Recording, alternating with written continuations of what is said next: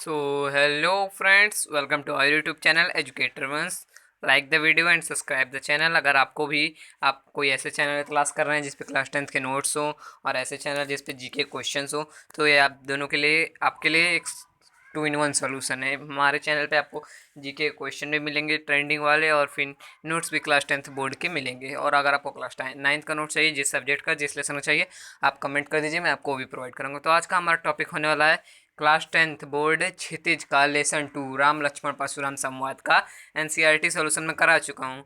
तो उसके बाद हमारा कुछ इससे अन्य महत्वपूर्ण प्रश्न है, जैसे मोस्ट इंपॉर्टेंट क्वेश्चन है जो बोर्ड में आने के पूरे पूरे चांसेस है, तो हम उसको आज यहाँ पे डिस्कस करेंगे। मैंने इस बुक से ऐसे 4 क्वेश्चन को देखा है जो बोर्ड में आने के ज़्यादा चांसेस है। चलिए वीडियो को शुरुआत करते हैं।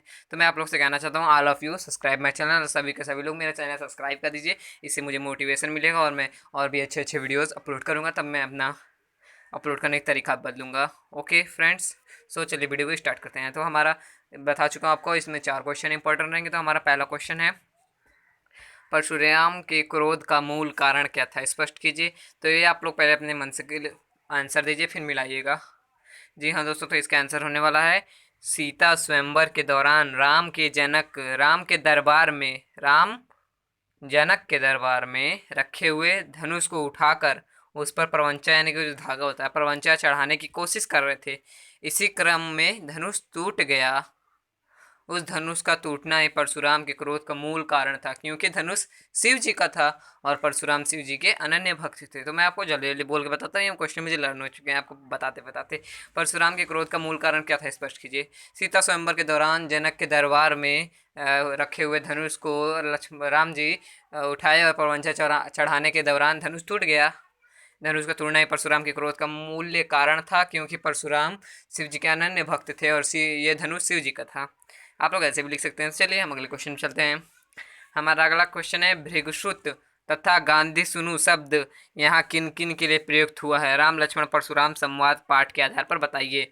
तो ये मैं आपको बताना चाहता हूँ, राम लक्ष्मण पाठ संवाद प्रसंग के अंतर्गत भृगुसुत शब्द का प्रयोग परशुराम तथा गांधी शुद्ध शब्द का प्रयोग विश्वामित्र के लिए हुआ है। आप लोग इतना भी लिख सकते हैं, लेकिन अगर आप 5 नंबर में क्वेश्चन आएगा लॉन्ग में तो आप ये पूरा लिखिएगा, और शॉर्ट में आएगा 2 नंबर में तो आप इतना ही लिख सकते हैं बस कि राम लक्ष्मण परशुराम संवाद प्रसंग के अंतर्गत भृगुसुत शब्द का प्रयोग परशुराम तथा गांधी सुनु शब्द का प्रयोग विश्वामित्र के लिए हुआ है।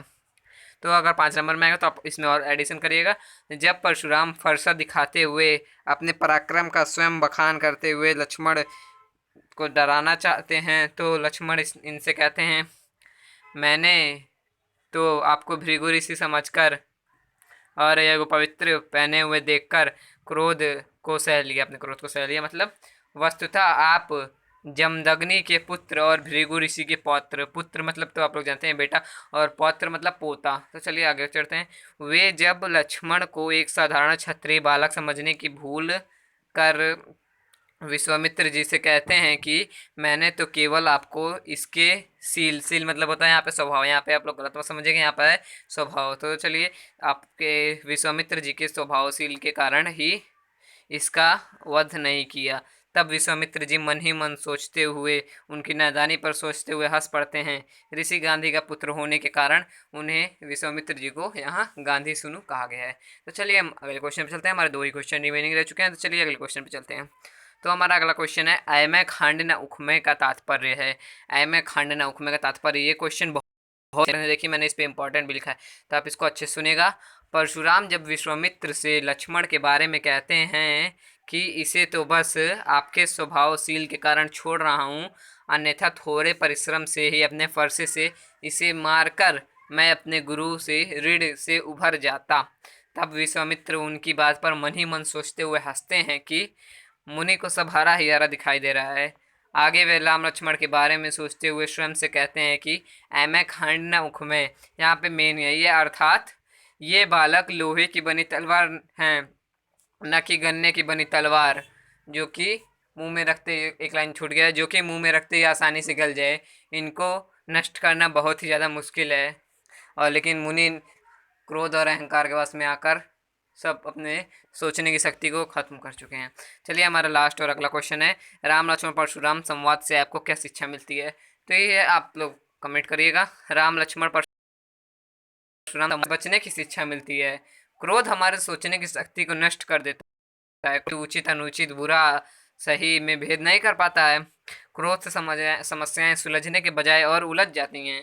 क्रोधी व्यक्ति को डराने धमकाने और अपना प्रभाव जमाने के लिए डींगे हाँकता है। जो व्यक्ति क्रोध में होता है वो अपने प्रभाव बनाने के लिए झूठ झूठ बोलता है, वही डींगे हाँकता है। फिर आगे चलकर अपने ही व्यवहार से अपने आप को हंसी का पात्र बनाता है। एक और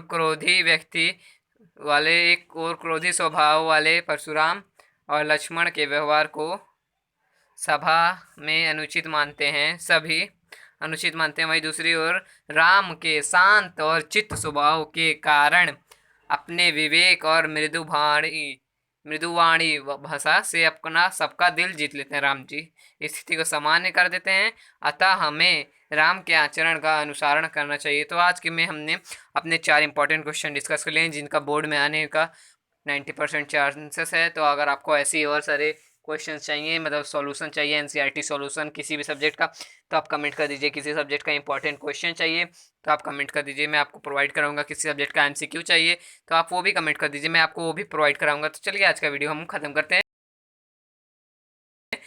जी ये क्वेश्चन भी देखना तो हमारे चैनल पर जा सकते हैं। अभी इस वीडियो को लाइक कीजिए, ज़्यादा से ज़्यादा शेयर कीजिए, चैनल को सब्सक्राइब कीजिए।